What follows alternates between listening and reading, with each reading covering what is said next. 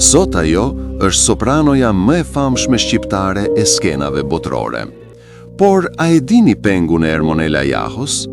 U lind në vitin 1974 nga një nën që ishte braktisur më parë nga prindrit e vet dhe ishte rritur nga gjyshërit e saj. Nëna dëshironte të bëhej këngëtare dhe fshehurazi kishte konkuruar në shkollën artistike të Tiranës, ku edhe ishte pranuar.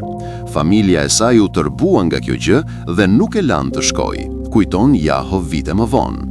Ermonela kuptonte dhimbjen e mospërmbushjes në sytë e nënës së vet dhe pikëllimin e saj. Ermonela këndoi në gjithë skenat e botës, por nëna e saj kurrë nuk e pa në skenë.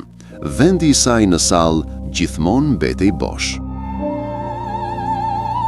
Ermonela mendon se ëma do ta kishte të vështirë ta shihte në skenë për shkak të ambicieve të parealizuara.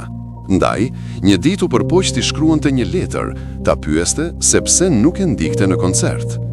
Donte t'i thoshte se e donte shumë dhe se i mungonte akoma më shumë. Por nëna Ermonela Jahos u nda nga jeta pa e marrë kurrë këtë letër.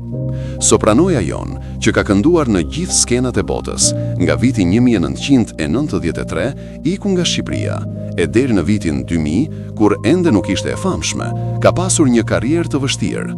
Këndonte, praktikohej, por edhe punonte si kamariere e babysitter. Asnjëherë nuk u tërhoq.